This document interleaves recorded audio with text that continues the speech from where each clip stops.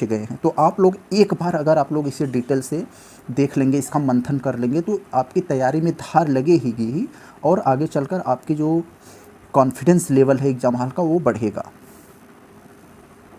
तो चलते हम लोग 80 पे देखते हैं कि गांधी जी की सत्याग्रह रणनीति में निम्नलिखित में से किसे सबसे अंतिम स्थान प्राप्त है।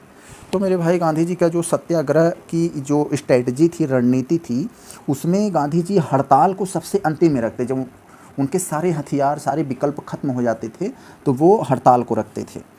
तो ऑप्शन नंबर डी, हड़ताल उनका अंतिम विकल्प होता था। तो चले हम लोग अपने क्वेश्चन नंबर 81 पर। देखिए क्या है, गांधी जी के अनुसार हिंसा का क्रूरतम रूप है, यानी गांधी जी हिंसा का सबसे खतरनाक रूप किसे मानते थे। तो मेरे भाई इसका ऑप्शन है ऑप्शन नंबर 1, गरीबी का स्थायित्व। कुछ लोग सोचेंगे कि गो हत्या, क्योंकि गांधी जी ऐसा नहीं, गांधी जी का कहना था कि मैं एक गाय से ज़्यादा इंसान की जान की अहमियत समझता हूँ। तो जो क्रूरतम, हिंसा का क्रूरतम रूप मानते थे गांधी जी, वो गरीबी का बने रहना, यानी गरीबी का स्थायित्व। गांधी जी ये कहते थे कि अगर जो गरीबी अगर किसी इंसान के किसी परिवार में बनी रहती है तो वो हिंसा का सबसे खतरनाक रूप है, उससे खतरनाक कुछ नहीं हो सकता। तो ऑप्शन नंबर ए हो गया। तो चलते हम लोग 82 पर। दक्षिण अफ्रीका के किस रेलवे स्टेशन पर गांधी जी को ट्रेन से फेंक दिया गया था। तो देखिए, ये कुछ लोग बताते हैं कि जोहान्सबर्ग, लेकिन ये ऑथेंटिक या आयोग ने जो अपना आंसर बताता है ये पीटर रिट्सबर्ग, ऑप्शन नंबर बी। इस स्टेशन पर गांधी जी को ट्रेन से फेंक दिया गया था, क्योंकि गांधी जी टिकट लेकर ही फर्स्ट क्लास में बैठे थे। तो उनको जो है कह रहे थे कि ये काले लोग फर्स्ट क्लास में नहीं बैठ सकते, इसलिए उन्हें फेंक दिया गया था इस स्टेशन पर। तो चले हम लोग 83 पर देखते हैं क्या है। MK गांधी यानी महात्मा गांधी ने निम्नलिखित में से भारतीय राष्ट्रीय कांग्रेस के अधिवेशनों में किस एक में सबसे पहले भाग लिया था, यानी कांग्रेस का जो अधिवेशन था सबसे पहले किस अधिवेशन में महात्मा गांधी जी ने मतलब अध्यक्षता नहीं की थी, मतलब उसमें केवल भाग लिया था, उसमें उपस्थित थे। तो मेरे भाई ऑप्शन नंबर बी, कलकत्ता अधिवेशन 1901। कलकत्ता अधिवेशन 1901 में जो जिसकी अध्यक्षता दिनसा वाचा ने किया था, दिनसा वाचा ने इसकी अध्यक्षता किया था। तो इसी अधिवेशन में गांधी जी ने यहाँ उपस्थित थे। और आप लोग एक बात कमेंट में बताइए, गांधी जी कांग्रेस की किस अधिवेशन की अध्यक्षता किए थे और कब किए थे। तो मैं आपको ये बता देता हूँ, वो 1924 में किए थे। तो आप लोग बताइए जो है किस अधिवेशन में किए थे, आप लोग उस स्थान का नाम बताना है। तो चले हम लोग 84, गांधी जी ने सेवा धर्म कहाँ अपनाया था। कुछ लोग कह देंगे शांति निकेतन, लेकिन नहीं, ये दक्षिण अफ्रीका में गांधी जी ने सेवा धर्म को अपनाया था, यानी सेवा ही सबसे बड़ा धर्म है। अब देखिए, ये हमारा महत्वपूर्ण प्रश्न है। इसको देखिए, देखने में तो भारी भरकम है। मैं आपसे हमेशा यही रिक्वेस्ट करता हूँ कि जो भारी भरकम क्वेश्चन आपको लगे, आपको ये हड़काने के लिए ऐसा प्रश्न दिया जाता है, लेकिन वास्तव में ये ऐसे प्रश्न जो है सरल होते हैं। कैसे, देखिए आप, महात्मा गांधी ने कहा था कि उनकी कुछ सबसे गहन धारणाएं अनटू दिस लास्ट नामक पुस्तक में प्रतिबिंबित होती हैं और इस पुस्तक में उनके जीवन को बदल डाला। इस पुस्तक का वह संदेश क्या था जिसे महात्मा गांधी ने बदल डाला था। तो उस पुस्तक में क्या ऐसा था जो वो बदल डाला। तो मेरे भाई, unto this last Mahatma Gandhi ji की सबसे महत्वपूर्ण पुस्तक में से एक है। इसमें यह बताया गया था कि मानव कल्याण के बारे में, मानव कल्याण आप करोगे तो इसका मतलब सबसे बड़ा कल्याण वही है। तो देखिए ऑप्शन में क्या मिलता है, यहाँ पर हम लोग पहुँच गए हैं ऑप्शन पर। तो आ गए, देख लीजिए क्या है कि व्यक्ति का कल्याण सबके कल्याण में नहीं थे। Option number B, unto this last में इसका जो मर्मम है यही है। तो चले हम लोग क्वेश्चन नंबर 86 देखते हैं। 86 में क्या है, गांधी जी ने किस गोलमेज सम्मेलन में भाग लिया था। तो पहले पता है गांधी जी ने पहले वाले में भाग नहीं लिया, तो दूसरे में समझौता वगैरह करके दूसरे में भाग लिया, ऑप्शन नंबर बी। और तीसरे में भी नहीं लिया था, तो दूसरे में गांधी जी ने भाग लिया था। तो आपको एक कमेंट करके बताइए कि ऐसे कौन से व्यक्ति थे जो सभी गांधी जो 3 गोलमेज सम्मेलन हुए थे तीनों में भाग लिए थे। तो आपको इतना हिंट दे देता हूँ, वो दलितों के सबसे बड़े नेता थे। तो आप लोग बताइए उनका नाम क्या था। तो चले हम लोग अपने अगले प्रश्न पर। 87 गांधी जी अर्थव्यवस्था के विषय में निम्नलिखित कथनों में से कौन सा सही नहीं है, यानी गांधीवाद अर्थव्यवस्था के विषय में कौन सा कथन सही नहीं है, इसे बताना है हमें। 87 प्रश्न बहुत ही महत्वपूर्ण है। आज भी इस गांधीवादी अर्थव्यवस्था को लोग अपनाते हैं और इसके बारे में बताते हैं 87 के बारे में। तो देखिए, वे अहिंसा पर आधारित अर्थव्यवस्था पर बल देते थे। वे अहिंसा पर आधारित अर्थव्यवस्था को बल देते थे। इसमें पूछ रहा कौन सा सही नहीं है, तो ये तो सही है, लेकिन हमें जो गलत है उसको बताना है। हाँ, गांधी जी चाहते थे कि हमें ऐसी अर्थव्यवस्था बनाना है जो अहिंसावादी अर्थव्यवस्था, उसमें किसी की जान माल को ठेस न पहुँचे। बी वाला क्या है, केंद्रीकरण शोषण और असमानता को जन्म देता है, अतएव अहिंसक सामाजिक संरचना केंद्रीकरण विरोधी है। तो गांधी जी का ये भी कहना सही था, ये भी सही है। वे भारत में मशीनीकरण के पक्षधर में नहीं थे, ये भी बात सही है। गांधी जी चाहते कि अगर भारत में मशीनें काम करने लगेंगी तो भारत में इतने बड़े स्तर पर बेरोजगारी है, तो एक मशीन जो है सैकड़ों मजदूरों का रोजगार खा जाएगी। तो इसलिए गांधी जी चाहते कि भारत में मशीनीकरण अभी नहीं चाहिए। वे यूएस में मशीनीकरण के पक्षधर में नहीं थे, तो वो चाहते थे कि यूएस एक डेवलप है, वहाँ पर मशीनीकरण सही है, तो ये गलत है। वो भारत में मशीनीकरण नहीं चाहते थे, लेकिन यूएस में चाहते थे, यूएसए में, अमेरिका में। तो ऑप्शन नंबर डी ये गलत है। तो देखिए कितना बेहतरीन प्रश्न है। आपको मैं एक एक ऑप्शन को डिटेल से बता रहा हूँ, थोड़ा समय ज़रूर लग रहा है, लेकिन आप इसका एक बार मंथन अगर करेंगे तो इसका आने वाले एग्ज़ाम में आपको इसका भरपूर लाभ अवश्य मिलेगा। तो चलते हैं हम लोग 88 क्वेश्चन नंबर 88 पर। गांधीयन इनोवेशन यानी गांधी जी का नवाचार का मतलब क्या है, क्या इसका तात्पर्य है? अधिक उत्पादन से, घरेलू अर्थव्यवस्था में अधिक उत्पादन से, या उपभोग के लिए उत्पादन से, या कम निवेश से अधिक उत्पादन अधिक लोगों के लिए। ये सही है, ऑप्शन नंबर डी। यानी गांधीयन इनोवेशन यानी गांधी जी का नवाचार जो है, इसका मतलब ये है कि हम कम से कम पूंजी लगाएं और उसके बदले हमें अधिक से अधिक उत्पाद प्राप्त हो और वह उत्पाद अधिक से अधिक लोगों के लिए काम आए। तो ऑप्शन नंबर डी ये हमारा सही है। सभी प्रश्न महत्वपूर्ण है मेरे भाई। अब हम देखते हैं अपना 89। कौन सी घटना सबसे पहले हुई थी? खेड़ा सत्याग्रह, सविनय अवज्ञा आंदोलन, असहयोग आंदोलन, चंपारण सत्याग्रह। तो मेरे भाई आप सबको पता होगा option number D, Gandhi ji का ये चंपारण सत्याग्रह ये सबसे पहले हुआ था। तो इसके बाद जो है असहयोग आंदोलन का आप लोग बारे में इसको पता होगा, 1921 में शुरू हुआ था, 21-22 में। सविनय अवज्ञा आंदोलन 1930 में शुरू हुआ था। चंपारण जो है 1916 लास्ट 17 में हुआ था। तो यही सबसे पहले यही हुआ था, ऑप्शन नंबर डी। तो चले हम लोग अब देखते हैं 90। चंपारण जनपद, चंपारण हमें पता है बिहार का एक ज़िला है। तिनकठिया, यही चंपारण अभी जो ऊपर वाले बताए हैं। चंपारण जनपद में तिनकठिया प्रथा का मतलब क्या था? यही तिनकठिया प्रथा समाप्त करने के लिए गांधी जी चंपारण गए और गांधी जी का यह सबसे सफल आंदोलन और पहला और सबसे सफल आंदोलन माना जाता है।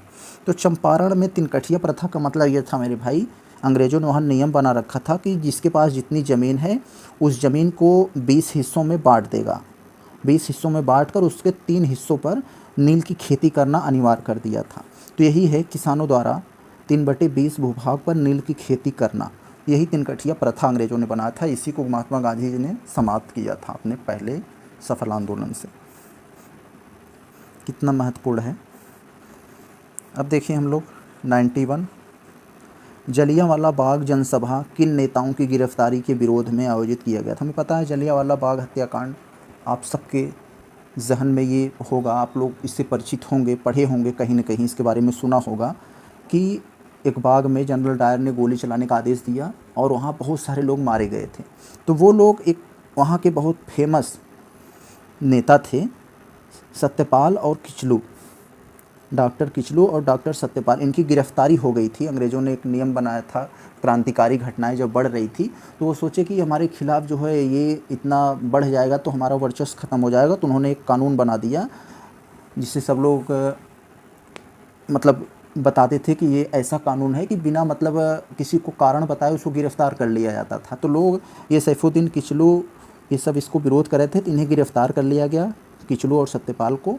और इनके गिरफ्तारी के विरोध में लोग जलियांवाले बाग में अपना मतलब विरोध प्रदर्शन कर रहे थे और वहाँ उनको ऊपर। Option number B. 92 में क्या है, निम्नलिखित में से कौन फरवरी 1918 में स्थापित यूपी किसान सभा की स्थापना से संबंध नहीं है। हमें पता है यूपी किसान सभा की स्थापना 1918 में हुआ, तो इसकी स्थापना कौन इसमें संबंधित नहीं है, तो ये हमें बताना है। तो मेरे भाई जवाहरलाल नेहरू इससे संबंधित नहीं है, यही सही है। और बाकी यूपी की 1918 में जो स्थापित हुई यूपी किसान सभा, इससे जो है इंद्र नारायण द्विवेदी, गौरीशंकर मिश्र, मदन मोहन मालवीय ये सब संबंधित थे, तो जवाहरलाल नेहरू इससे संबंधित नहीं थे। तो चले हम लोग अपना अगला प्रश्न देखते हैं। 93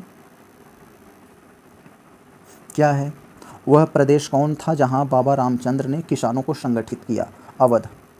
अवध में बाबा रामचंद्र ने किसानों को संगठित किया और अपने आंदोलन को आगे बढ़ाया। अवध एक पहले यूपी का एक महत्वपूर्ण, आज जो यूपी है इसका कुछ महत्वपूर्ण हिस्से थे, इसको जो है अवध की स्थापना किसने किया था, शहादत खान ने किया था।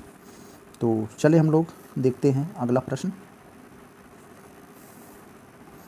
अवध के एका आंदोलन का उद्देश्य क्या था। एका आंदोलन का मेरे भाई, अवध में एका आंदोलन हुआ था।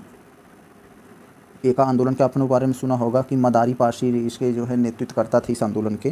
तो एका आंदोलन का मतलब ये था मेरे भाई कि जो लगान होता था उसको कैश में परिवर्तित करना, जो उसके जो है जो उसमें खेती बाड़ी में कुछ होता था उसको पे करते थे वो लोग चाहते थे कि इसको जो है कैश में परिवर्तित किया जाए, जिससे उन्हें खाने के जो लानत पड़ जाते थे इससे वो छुटकारा पाएँ। तो ऑप्शन नंबर डी ये सही है 94 वाले में। 95 वाले में देखते हैं हम लोग, वो कौन सी जगह थी जहां अखिल भारतीय किसान सभा का पहला अधिवेशन हुआ था। ऑल इंडिया फार्मर यूनियन यानी अखिल भारतीय किसान सभा का पहला अधिवेशन कहाँ हुआ था। Allahabad, Lucknow, Calcutta, Patna. Option number C है लखनऊ में। लखनऊ में हुआ था ये। तो कितना महत्वपूर्ण, कितनी बार पूछा गया है ये। हम लोग देखते हैं 96। स्वामी सहजानंद सरस्वती, SSS स्वामी सहजानंद सरस्वती ने भूमि और जलमार्ग के राष्ट्रीयकरण की मांग के साथ अखिल भारतीय संयुक्त किसान सभा की गठन किया।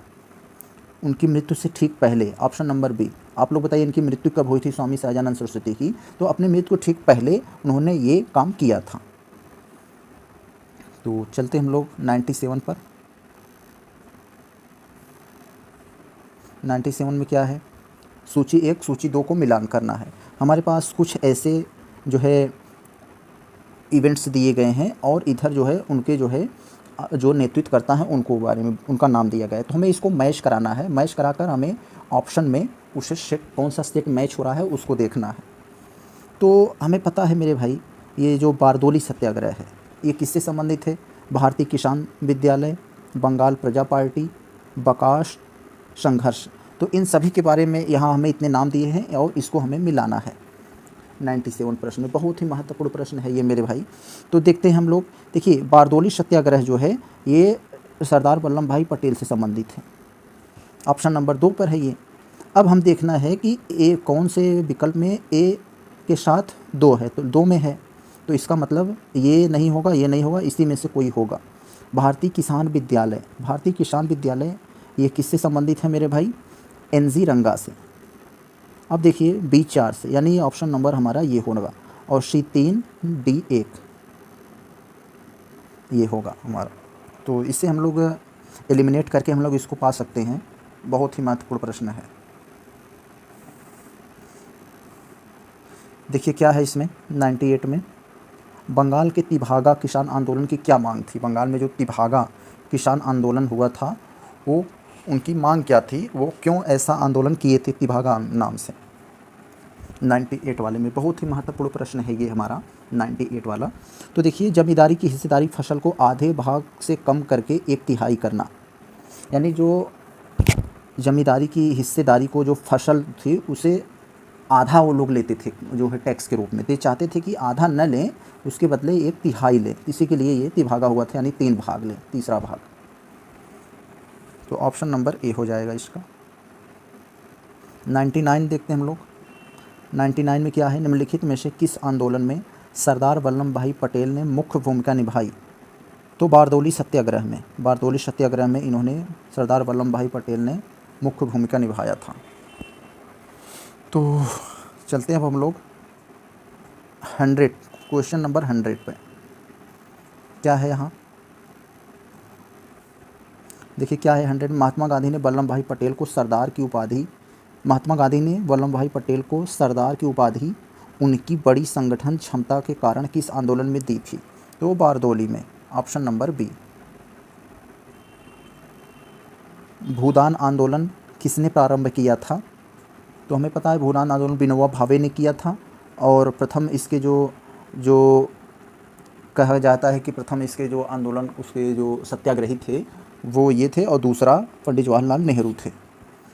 तो ऑप्शन नंबर सी हो गया। आगे हम लोग देखते हैं, भूदान आंदोलन का सर्वप्रथम प्रारंभ किस राज्य में हुआ था? भूदान आंदोलन का सर्वप्रथम प्रारंभ किस राज्य में हुआ था? आंध्र प्रदेश, तमिलनाडु, उत्तर प्रदेश या कर्नाटक? क्वेश्चन नंबर 102 बहुत ही इंपॉर्टेंट प्रश्न है ये मेरे भाई। आंध्र प्रदेश में हुआ था। किसने किया था? अभी आपने पता चला विनोबा भावे ने ही किया था। कितनी बार पूछा गया है ये। आगे देखते हैं हम लोग। तो यहाँ पर हम लोग भारत में 1918 में प्रथम मजदूर संघ की स्थापना की। भारत में 1918 में प्रथम मजदूर संघ की स्थापना जो हुई थी तो किसने किया था? 103 वाले में बहुत ही महत्वपूर्ण हमारा प्रश्न है। तो वीपी वाडिया ने किया था, ऑप्शन नंबर बी। तो चलिए अब हम लोग अपना आगे प्रश्न देखते हैं। निम्नलिखित में से किसने अहमदाबाद टेक्सटाइल लेबर एसोसिएशन की स्थापना किया था?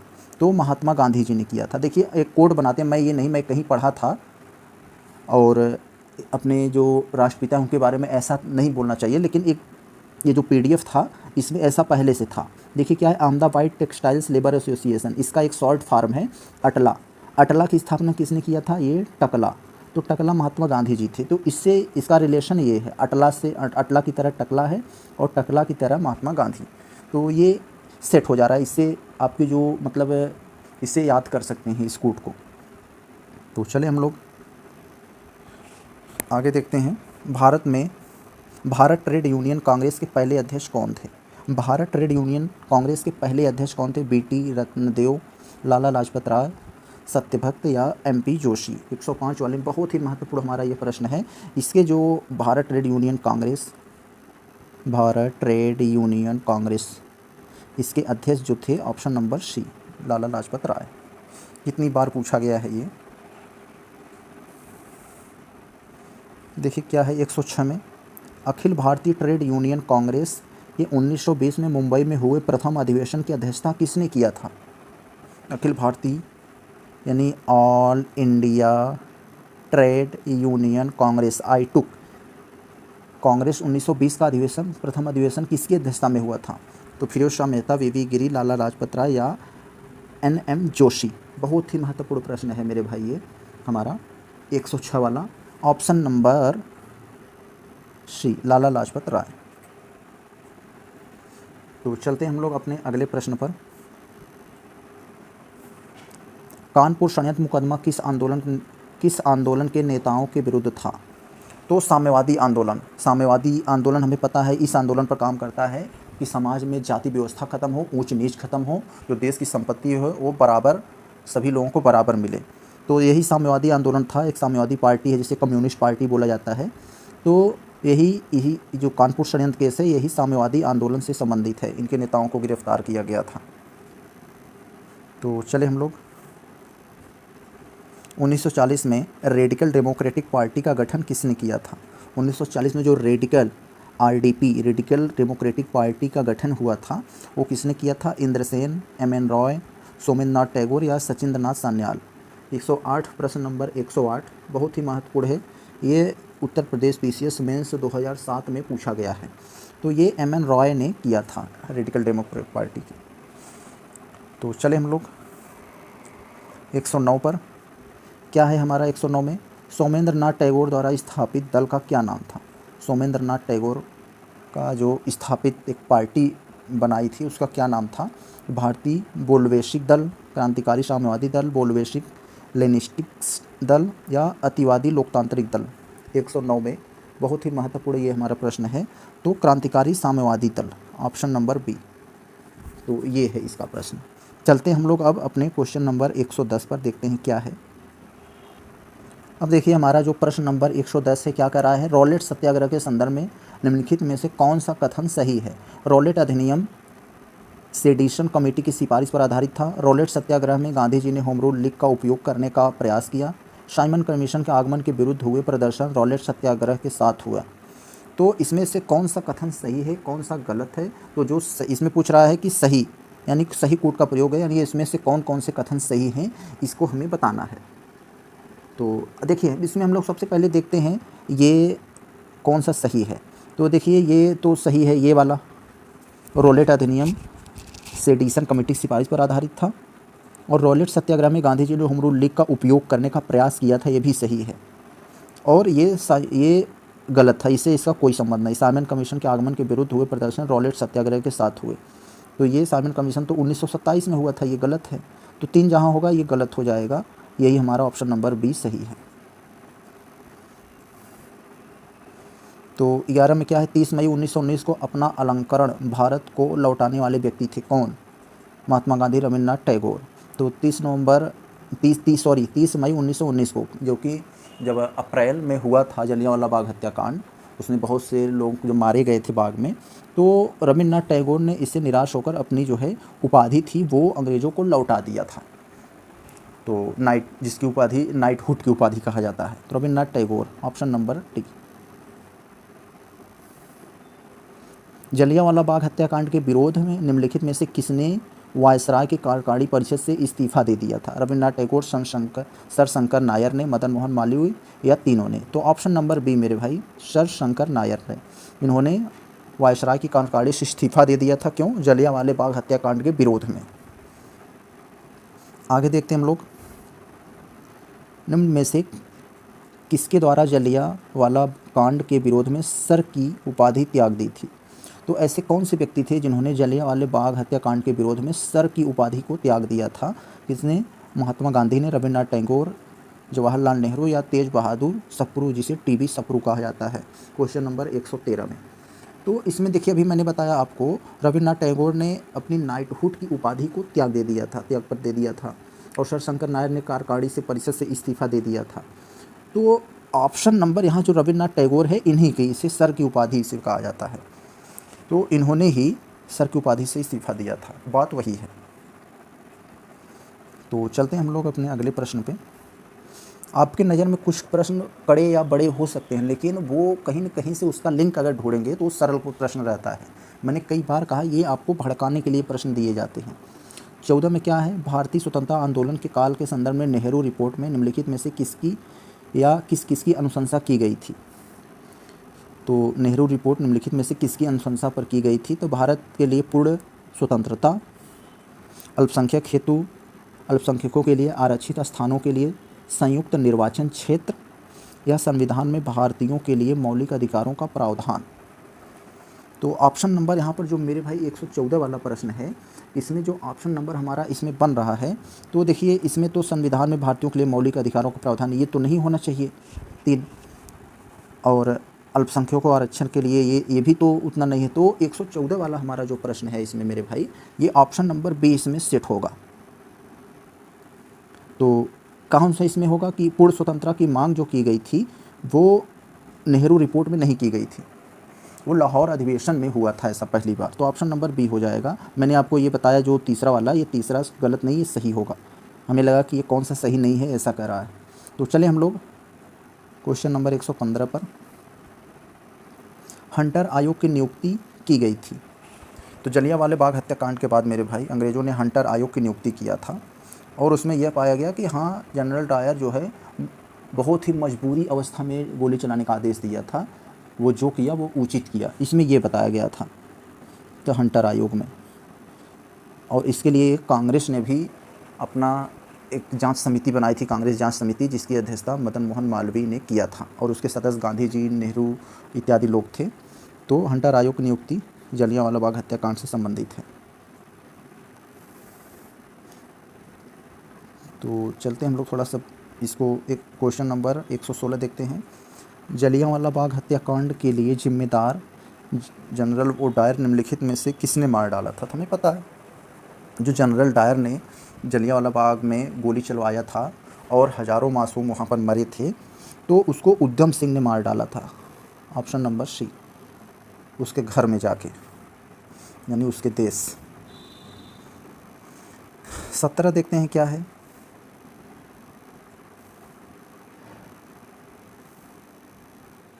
सत्रह में क्या है मेरे भाई?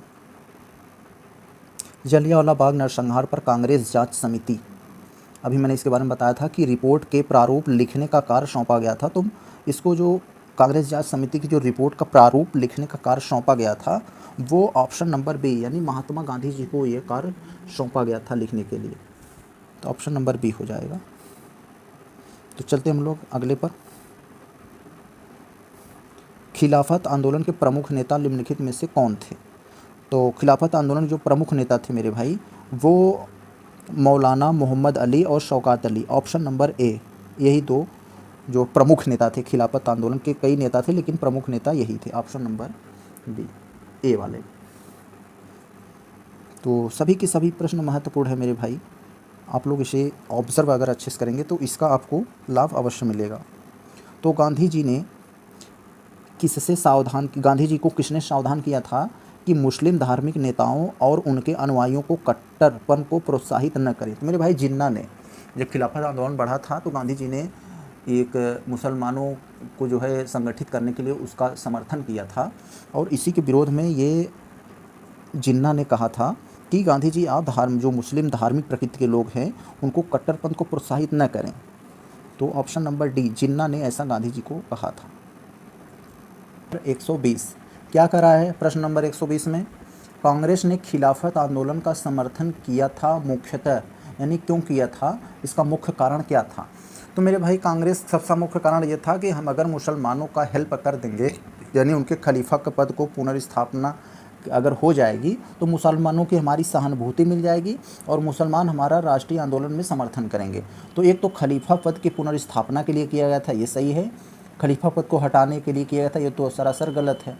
मुसलमानों की सहानुभूति प्राप्त करने के लिए की गई थी, ये सही है। कांग्रेस में जिन्ना को हाशिए पर लाने के लिए, ये भी गलत है। तो ऑप्शन नंबर हमारा हो जाएगा ए, 1 और 3 सही है। तो चलते हैं हम लोग प्रश्न नंबर 121 पे। क्या है 121 में, इसको देखते हैं, बहुत ही महत्वपूर्ण है। इसको देखते हैं क्या प्रश्न नंबर 121 में, निम्नलिखित में से किस भारतीय नेता ने खिलाफत आंदोलन का समर्थन नहीं किया था? तो मेरे भाई मदन मोहन मालवीय कह रहे थे कि ये मुसलमानों को ये जो मामला है इसमें एक कांग्रेस को नहीं आना चाहिए, वो चाहते थे कि वो खिलाफत आंदोलन का समर्थन नहीं किए थे, तो मदन मोहन मालवीय। तो चलते हम लोग क्वेश्चन नंबर 122 देखते हैं क्या है। निम्नलिखित में से किस वर्ष बंगाल में मिदानपुर जिले में जातीय सरकार की स्थापना हुई थी? किस वर्ष बंगाल के मिदानपुर में जातीय सरकार की स्थापना हुई थी, तो वो किस वर्ष हुई थी इसको हमें बताना है। क्वेश्चन नंबर 122 में तो हुई थी मेरे भाई 1942 में, क्विट इंडिया मूवमेंट के समय। तो 123 में क्या है, निम्नलिखित में से किसने 1920 में नागपुर के भारतीय राष्ट्रीय कांग्रेस के अधिवेशन में असहयोग के प्रस्ताव को प्रस्तावित किया था? तो 1920 में नागपुर के भारतीय राष्ट्रीय कांग्रेस के अधिवेशन में असहयोग के प्रस्ताव को प्रस्तावित करने वाले व्यक्ति का नाम है, इसमें CR दास ने किया था, एनी बेसेंट ने, या BC पाल ने, या मदन मोहन मालवीय ने? प्रश्न नंबर 123 बहुत महत्वपूर्ण है मेरे भाई, CR Das, option number A. तो चले हम लोग अब देखते हैं अपना क्वेश्चन नंबर 124 क्या कह रहा है इसमें। निम्नलिखित में से किस एक केस की समस्त संसार में चर्चा हुई और अभियुक्तों के समर्थन में Albert Einstein, H.G. Wells, Harold Laski and Roosevelt ने सहानुभूति की टिप्पणियाँ की थी? INA मुकदमा, मेरठ षड्यंत्र मुकदमा, लाहौर षड्यंत्र, या उपर्युक्त में से कोई नहीं? तो कौन सा ऐसी घटना थी जो इतनी बड़ी हो गई थी कि ऐसे बड़े बड़े लोग Albert Einstein, H.G. Wells, Harold Laski, Roosevelt, ऐसे लोग इसकी सहानुभूति पूर्ण टिप्पणियाँ की थी 124 वाले प्रश्न में हमारा। बहुत ही महत्वपूर्ण सवाल है और ये यूपी पीसीएस प्री में भी ये पूछा गया है और भी एक जगह पूछा गया था, इसमें मिट गया है। तो इसलिए कौन सा इसमें एक ऑप्शन सही है हमारा? तो मेरे भाई मेरठ षड्यंत्र केस, मेरठ षड्यंत्र केस के मामले में ये ऐसा हुआ था। तो चले, ये साम्यवादी से संबंधित था। तो चले हम लोग 25वां पर देखते हैं। प्रश्न नंबर 125 क्या कर रहा है इसमें? निम्नलिखित में से कौन सा असहयोग आंदोलन के संबंध में सही नहीं है? असहयोग आंदोलन के संबंध में कौन सा सही नहीं है, इसको बताना है। इस आंदोलन की अवधि 1920 से 22 तक थी, ये तो सही है, लेकिन हमें पूछ रहा है कौन सा सही नहीं है। तो ये तो सही है, 1 वर्ष के भीतर स्वराज की प्राप्ति का इसका लक्ष्य था। इसमें बहिष्कार की योजना थी, ये भी सही है, ये भी सही है। जिन्ना ने इस आंदोलन का समर्थन किया था।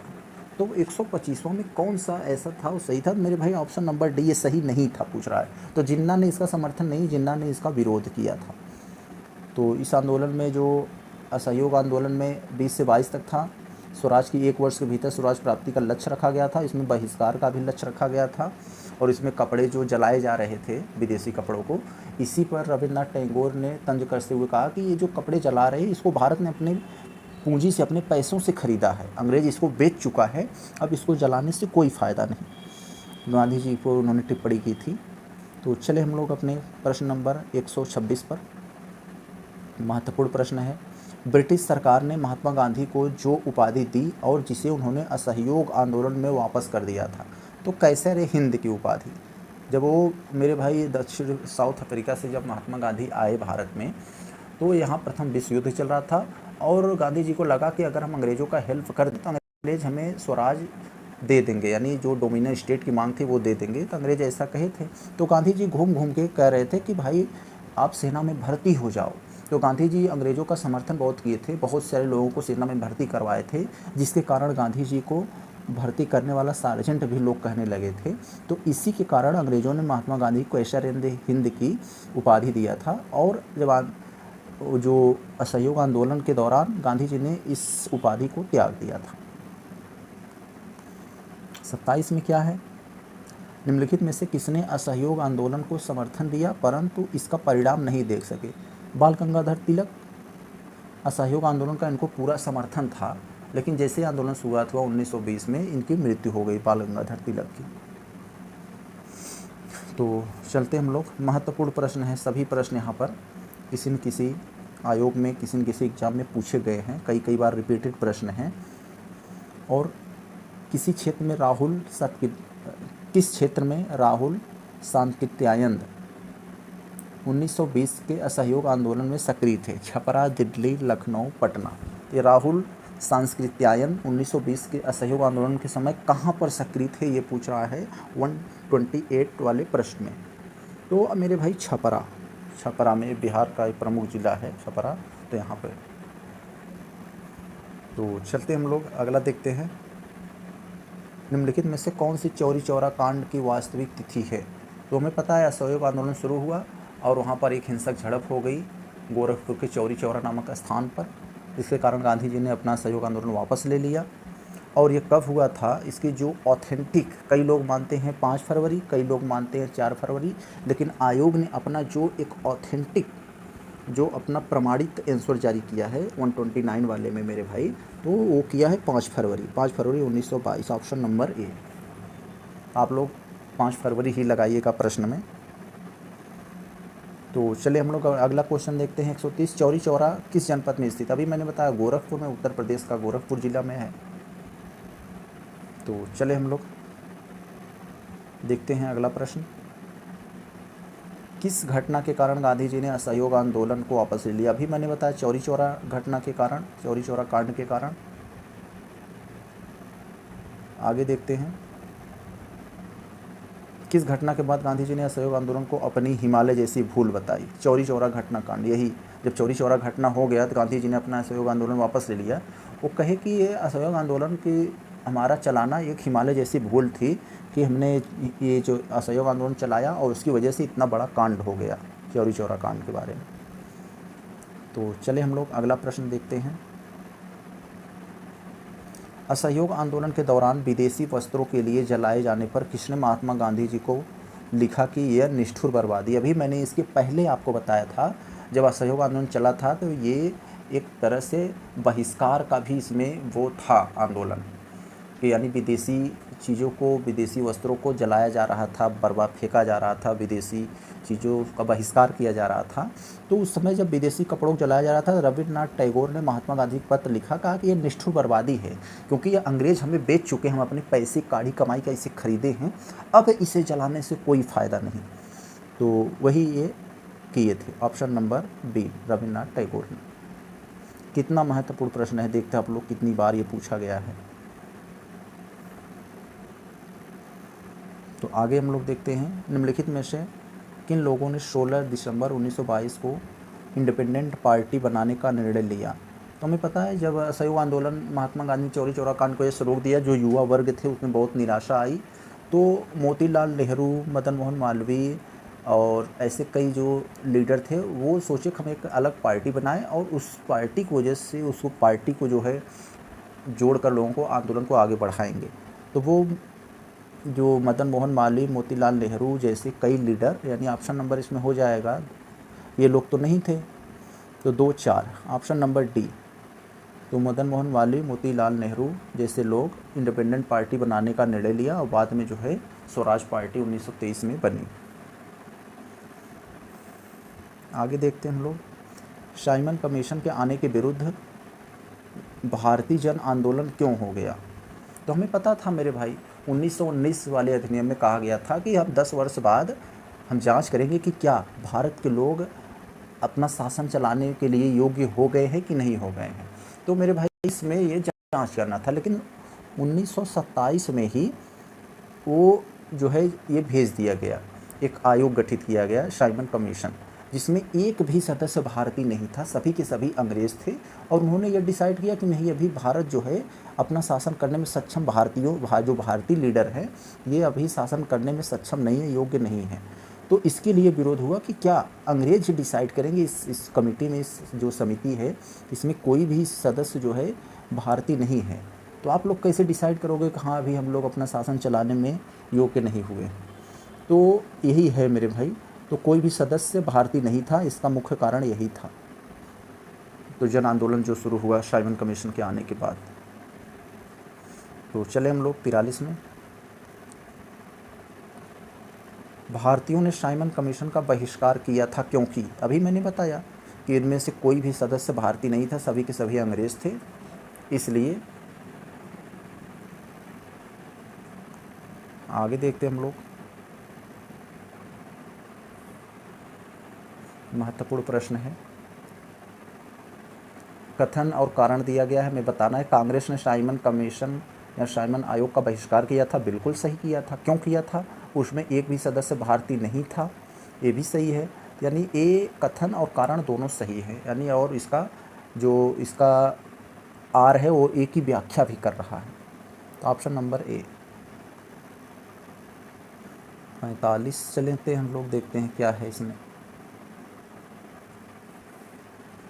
साइमन कमीशन की सिफारिश के संदर्भ में लिखित में से कौन सा एक कथन सही है। तो मेरे भाई साइमन कमीशन की सिफारिशों के संदर्भ में कौन सा कथन सही है ये बताना है। देखने में तो भारी भरकम है, प्रश्न सरल है, इसको मैं थोड़ा सा छोटा कर देता हूँ। अब देखिए क्या है, देखिए इसने प्रांतों में द्वैत शासन को उत्तरदायी सरकार द्वारा प्रतिस्थापित करने की संतुष्टि की। ये सही है कि नहीं सही, अगला पढ़ते हैं। इसने गृह विभाग के अधीन अंतर प्रांतीय परिषद की स्थापना का सुझाव दिया, पता नहीं। इसने केंद्र में द्विसदनी विधायिका के उन्मूलन का सुझाव दिया। अब अगला जो हमारा प्रश्न है ये कह रहा है कि इन्हें भारतीय पुलिस सेवा का प्रावधान के साथ सृजित करने की संतुष्टि की कि ब्रिटिश भर्ती का भारतीय भर्ती की तुलना के वेतन तथा भत्ता अधिक होगा। तो मेरे भाई कौन सा कथन से सभी गलत हैं। ऑप्शन नंबर ए सही है, इसने प्रांतों में द्वैत शासन को उत्तरदायी सरकार द्वारा प्रतिस्थापित करने की संतुष्टि की थी। भारतीय राष्ट्रीय आंदोलन के संदर्भ में निम्नलिखित युग्मों पर विचार करना है। तो इसको व्यक्ति का नाम इधर दिया गया है और इधर पद धारित दिया गया है, तो इसको हमें बताना है। क्वेश्चन नंबर 146 में महत्वपूर्ण प्रश्न है मेरे भाई। तो एक तरफ दिया है भारतीय राष्ट्रीय आंदोलन के संदर्भ में युग्म दिया है, कौन सा ये जोड़ा सही है, कौन सा नहीं सही है, ये बताना है। तेज बहादुर सप्रू, पीबी सप्रू अखिल भारतीय उदार संघ के अध्यक्ष थे, सही है गलत है ये बताना है। केसी नियोगी संविधान सभा के सदस्य थे, ये सही है गलत है ये बताना है। और पीसी जोशी महासचिव भारतीय साम्यवादी दल के महासचिव थे कि नहीं थे ये बताना है 46 में। तो मेरे भाई सभी के सभी सही हैं, इसमें जो दिया है सभी सही हैं। तो अगला हम देखें अगले पेज पर, तो इसका यानी सब सही है।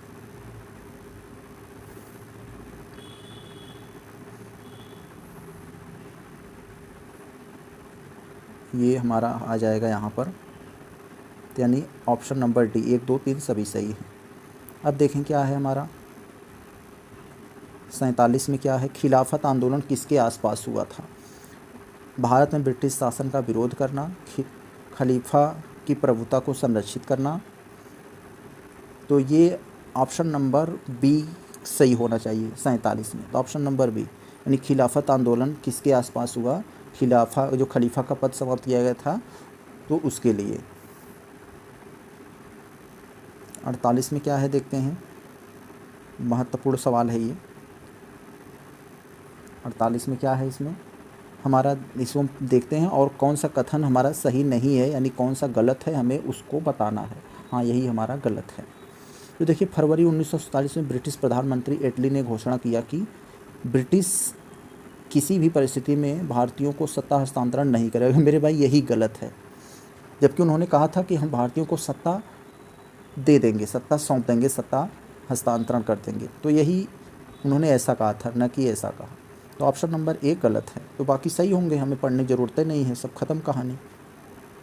तो इसलिए कहा जाता है बड़े क्वेश्चन जो होते हैं वो सरल होते हैं। भारतीय national Congress, Indian national Congress के गठन के बारे में निम्नलिखित में से कौन सा सही है। तो हमें पता है इंडियन नेशनल कांग्रेस गठन 1885 बम्बई में हुआ था, सही है। इसके प्रथम अध्यक्ष WC बनर्जी थे, ये भी सही है। तो इसका मतलब ऑप्शन सी दोनों सही है। 50 में क्या है, 50 में मेरे भाई महत्वपूर्ण सवाल है, क्रिप्स मिशन के बारे में दिया गया है और कौन सा सही नहीं है इसको बताना है हमें। तो मेरे भाई मार्च 1942 में क्रिप्स ने वार कैबिनेट को एक मसौदा घोषणा ड्राफ्ट, या जिसे कहता है एक मसौदा घोषणा जिसे कहा जाता है ड्राफ्ट डिक्लेरेशन पर सहमत होने के लिए राजी किया, बिल्कुल सही है।